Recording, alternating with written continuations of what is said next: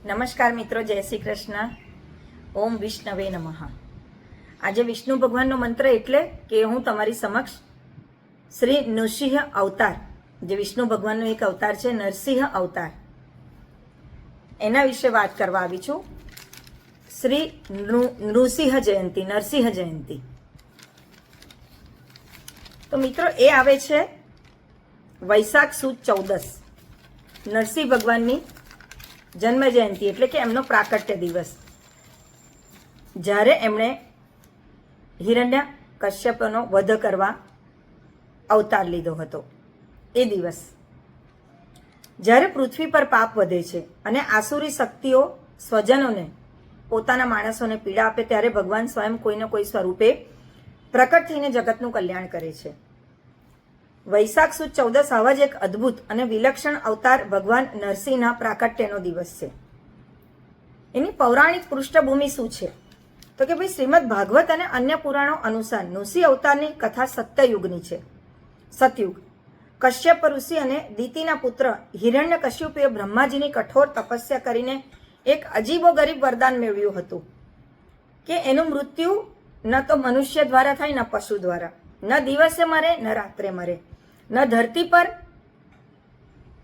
ન આકાશમાં, ન ઘરની અંદર, ન ઘરની બહાર, ન કોઈ અસ્ત્ર કે શસ્ત્રથી તેનું મૃત્યુ થાય.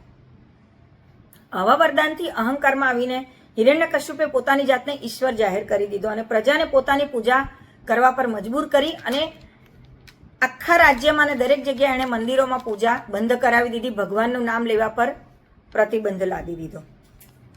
હવે એના જ ઘરમાં ભક્તરાજ પ્રહલાદનો જન્મ થયો, જે પરમ વિષ્ણુ ભક્ત હતા.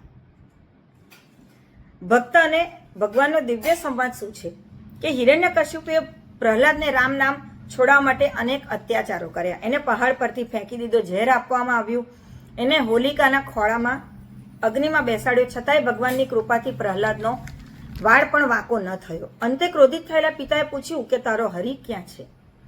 પ્રહલાદે શાંતિથી જવાબ આપ્યો, પિતાજી, પ્રભુ તો કણ કણમાં છે. હિરણ્યકશ્યપે મહેલના એક સ્તંભ થાંભલા તરફ ઈશારો કરીને પોતાના અટ્ટહાસ્ય સાથે કહ્યું, શું આ જળ થાંભલામાં પણ તારો પ્રભુ છે?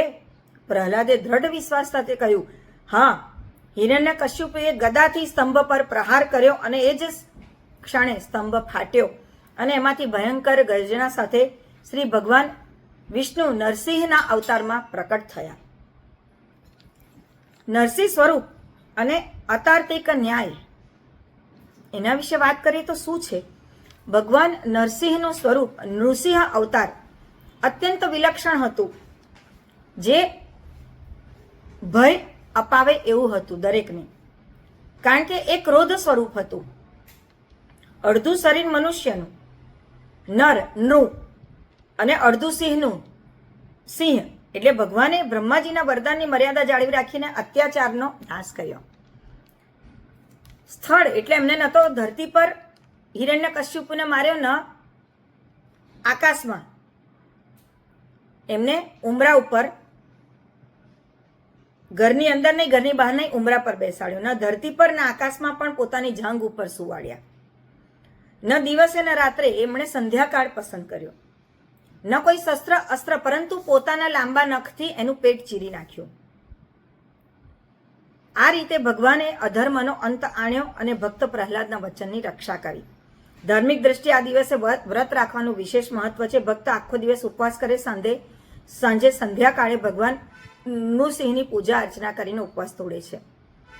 ભગવાન નરસિંહની પૂજા સામાન્ય રીતે સાંજે સંધ્યાકાળે કરવામાં આવે છે, કારણ કે તેઓ સ્તંભમાંથી સંધ્યા સમય પ્રકટ થયા હતા. એમની પૂજા વિધિની ટૂંકી અને સરળ રીત એ છે કે ભાઈ, વૈશાખ સુદ 14 ખાસ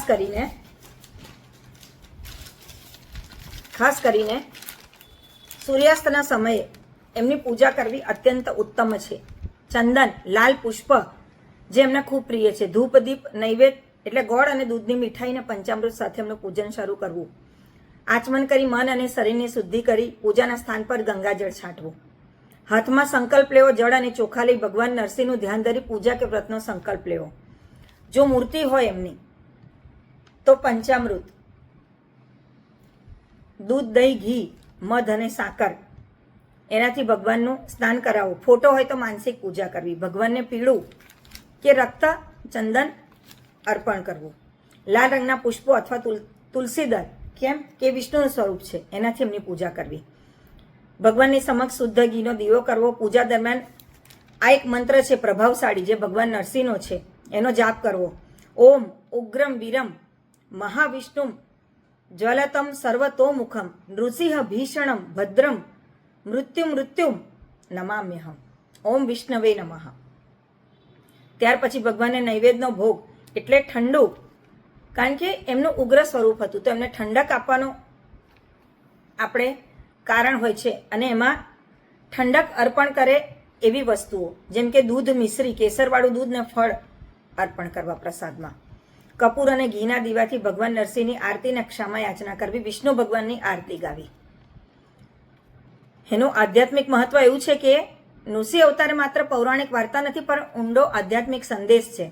પ્રહલાદ એ શ્રદ્ધાનું પ્રતીક છે. જો ભક્તની શ્રદ્ધા અળગ હોય છે તો ભગવાન પથ્થરમાંથી પણ પ્રકટ થાય છે. રક્ષણનું આશ્વાસન. ભગવાન ઋષિનું સ્તંભમાંથી પ્રકટ થવું એ સાબિત કરે છે કે ઈશ્વર હંમેશા આપણી આસપાસ છે. માત્ર એને જોવા માટે પ્રહલાદ જેવી દ્રષ્ટિ ભક્તિ જોઈએ. ધ્યાનમાં રાખવાની બાબતો એવી છે કે ભગવાન નૃસિંહ અત્યંત ક્રોધિત સ્વરૂપ ગણાય છે, તેથી એમની સાથે માતા લક્ષ્મીજીની પૂજા અવશ્ય કરવી. લક્ષ્મીજી એમનો ક્રોધ શાંત કરતા હોય છે.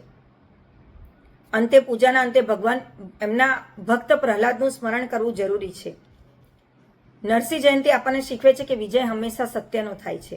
ગમે એટલી મુશ્કેલીઓ હોય છતાં આપણે ધર્મના માર્ગે ચાલીશું તો પરમાત્મા આપણી રક્ષા માટે ચોક્કસ પ્રકટ થશે. સ્તંભ ફાટીને પ્રગટ્યા નાથ, રાખવા ભક્તની લાજ, અધર્મનો નાશ કરી સ્થાપ્યું ધર્મનું રાજ. તો આજે મેં તમારી સમક્ષ ભગવાન ઋષિના વિષ્ણુના નરસિંહ અવતાર વિશે વાત કરી, એમની જયંતિ પ્રગટ્યો ઉત્સવ દિવસ વિશે વાત કરી. તો આપણે સૌ ભેગા મળીને ચોક્કસ એમના પ્રાકટ્ય દિવસ પર એમનું ભજન કીર્તન અને એમની પૂજા કરીશું. જય શ્રી કૃષ્ણ.